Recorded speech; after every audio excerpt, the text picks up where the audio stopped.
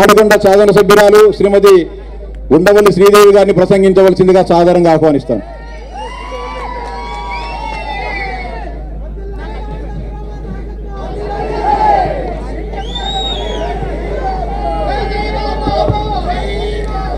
అందరికీ నమస్కారం.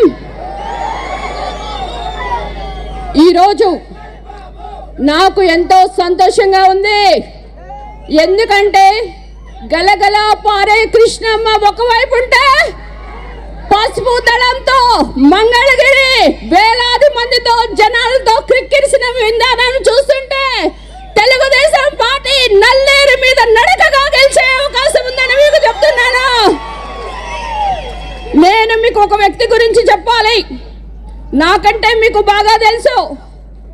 ఆయన ఎవరంటే పరిపాలనలో శ్రీరామచంద్రుడు, ఆపన్న సేవలో కర్ణుడు, పట్టుదలలో విక్రమార్కుడు, రాజీ లేని పోరాటం చేసే అర్జునుడు, ప్రాజెక్టులను అనుసంధానం చేసిన అపర భగీరథుడు, సైబరాబాద్ సృష్టించిన విశ్వామిత్రుడు. ఆయన ఎవరు? Other than CBN.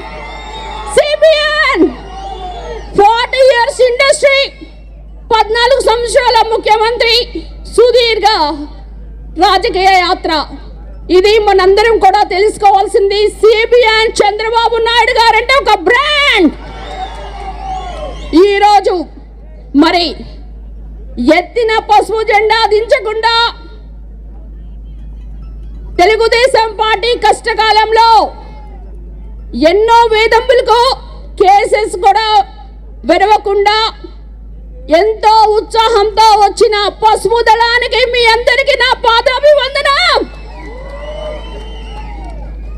మరి మేము సైతం బాబు కోసం అని మహిళా శక్తికి రోజు వచ్చింది.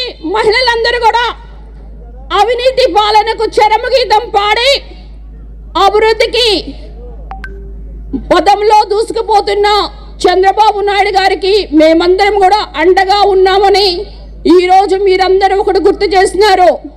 మన గడపలకు పసుపు కుంకుమ ఎలానో ఈరోజు ఆంధ్రప్రదేశ్ ప్రతి గడప కూడా పసుపు జెండా, అదే మన ఎజెండా అని కూడా నేను ఈరోజు గంటాపదంగా చెప్తున్నాను.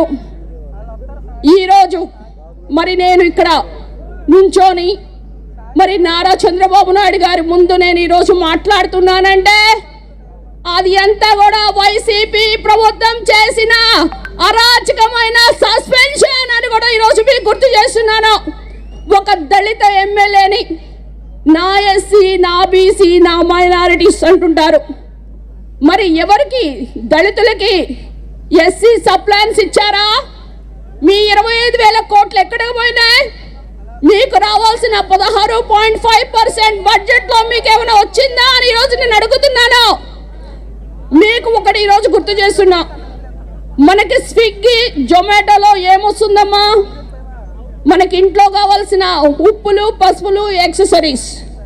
కానీ మన ఆంధ్రప్రదేశ్లో డోర్ డెలివరీ ఏమొస్తాయో తెలుసా? Dead bodies. అంటే ఒక డ్రైవర్ సుబ్రహ్మణ్యం దళితుని చంపిన వ్యక్తిని అనంతబాబు ఎమ్మెల్సీని పక్కన కూర్చొని మరి రాక్షస ఆనందం పొందుతున్న సీఎం, ఆయన దళితులంటే ప్రేమ. ఈరోజు మిమ్మల్ని అడుగుతున్నాను. మరి సొంత చెల్లి తల్లిని పరాయి రాష్ట్రాల్లో పంపించిన ఆయన దళితులంటే చాలా, నా అక్క, నా చెల్లి అంటే మీరందరూ నమ్ముతారా అని నేను అడుగుతున్నాను. మరి ముఖ్యంగా అమరావతి, నేను అమరావతి ప్రాంత ఎమ్మెల్యేని. మరి అందరికీ చెప్పాను అమరావతి ఇక్కడే ఉంటుంది. మరి మీరు ఢిల్లీ చూడలేదు, ముంబై చూడలేదు, చెన్నై చూడలేదు అనుకోకూడదు.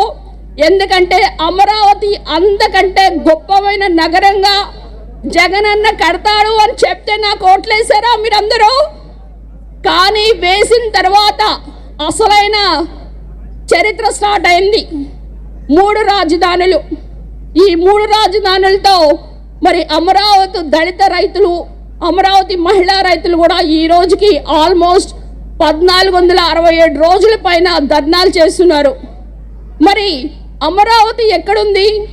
SC constituency. మరి ఎస్సీ కాన్స్టిట్యుయెన్సీ దాని చుట్టూ కూడా 7 ఎస్సీ కాన్స్టిట్యుయెన్సీస్ ఉన్నాయి. అంటే దళితులంటే ప్రేమ ఉంటే మరి అమరావతిని ఎవరైనా ఆపుతారా? ఆపారంటే ఆయన ఏమనాలి? మీరందరూ సైకో అంటారా?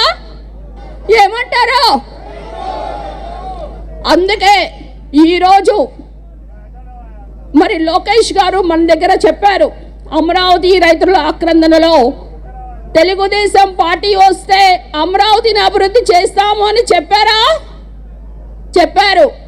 మరి మనందరం కూడా కష్టపడి ఈరోజు మరి ఇక్కడున్న పరిస్థితులను గుర్తుపెట్టుకొని మనం ఎక్కడైనా వెళ్ళినా ఒక రోడ్డు ఎలా ఉంది? రోడ్డు కాదు, గుంతల్లో రోడ్డు ఎత్తుకోవాలి మీరు. యువతకు జాబ్ క్యాలెండర్ ఉందా?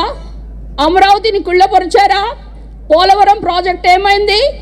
ఈరోజు ఇంకొక ట్రాజడీ ఏంటంటే ఉద్యోగాలు లేవు, ఉద్యోగాలు లేదంటున్నారు, కానీ ఉద్యోగస్తులకి జీతాలే లేవు.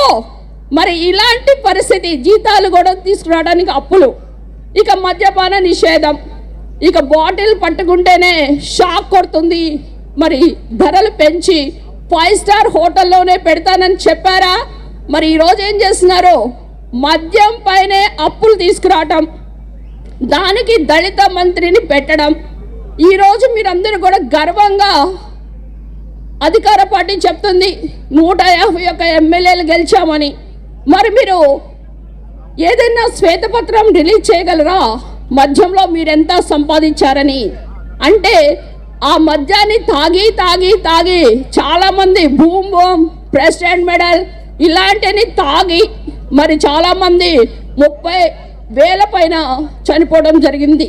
అంటే మహిళల పుస్తలు తెగిపోతుంటే వాళ్ళకి ల్యాండ్, మైండ్, శాండ్ అనే వాటి మీదే ఇంట్రెస్ట్ ఉంది, కానీ మరి మహిళల మీద కానీ దళితుల మీద కానీ ఇంట్రెస్ట్ లేదు.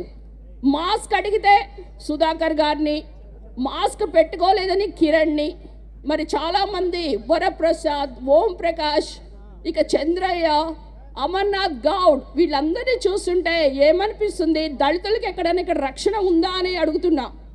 రక్షణ లేదు. ఒక మహిళకి దిశ చట్టాలు లేవు. ఇలాంటి ప్రభుత్వం, ఇలాంటి పాలన మీ అందరికి కావాలా? నాయకుడు అంటే ఎవరు? విజనరీ అంటే ఏంటి? ముందు చూపు. విజన్ 2020తో సైబరాబాద్ని 2,000 కోట్లతో కడితే 16 లక్షల మందికి ఉద్యోగాలు వస్తే 50% ఆదాయం హైదరాబాద్ది సిబిఎన్ గారు కట్టిన హైటెక్ సిటీ వల్ల. అది కాస్త ఇప్పుడు సైబరాబాద్ అయింది. మరి ఇంకొక 100 సంవత్సరాల్లో ఇండిపెండెన్స్ వస్తుంటే దానికి విజన్ 2047 అని P4 అంటే పబ్లిక్, పీపుల్ అండ్ గవర్నమెంట్, వీటన్నిటి కూడా ప్రాసిక్యూషన్లో గాలి, నీరు నుంచి కూడా ఎలక్ట్రిసిటీ ఉత్పత్తి చేయొచ్చని కనుగొన్నారు.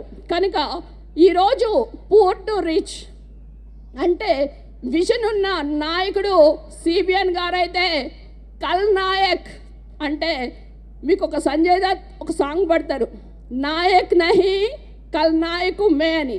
అంటే ఈ కల్ నాయక్ కాస్త జగన్మోహన్ రెడ్డి అయ్యాడు. మీరు దొంగకి చేతిలో తాళాలు పెడితే రాష్ట్రాన్ని మొత్తం కూడా ఒక ఛాన్స్ అంటే జనాలకి ఇక ఛాన్స్ లేకుండా రాష్ట్రాన్ని అధోగతి పాలు చేశారు. కనుక ఈరోజు మీరందరూ కూడా ఒకటే గుర్తుపెట్టుకోవాలి, రానున్న రోజుల్లో యువతకి ఉద్యోగాలు కావాలన్నా, మహిళలకి రక్షణ కావాలన్నా, రైతులకి భరోసా కావాలన్నా మీకు ఏ ప్రభుత్వం కావాలి? తెలుగుదేశం. కనుక రణమా యుద్ధమా? ఈ జరిగే కురుక్షేత్ర యుద్ధంలో అభినవ దుర్యోధనుడు మీరు ఎవరిని వర్ణిస్తారో? అభినవ దుర్యోధనుడు అంటే జగన్మోహన్ రెడ్డి గారిని మీరు ఓడించి ఆ యొక్క గర్వభంగాన్ని కూడా చెయ్యాలని మీరందరూ కూడా తాడో పేడో తేల్చుకోవడానికి మీరందరూ సిద్ధంగా ఉండాలని, రానున్న 2024 ఎలక్షన్లో పసుపు జెండా ఎగరవేయాలని మీ అందరినీ కూడా కోరుకుంటూ, మరి ఇంత పెద్ద పెట్టిన వచ్చిన తాడికొండ నియోజకవర్గ అభిమానులకు మరి చాలా చోట నుంచి మరి ఈరోజు వచ్చారు.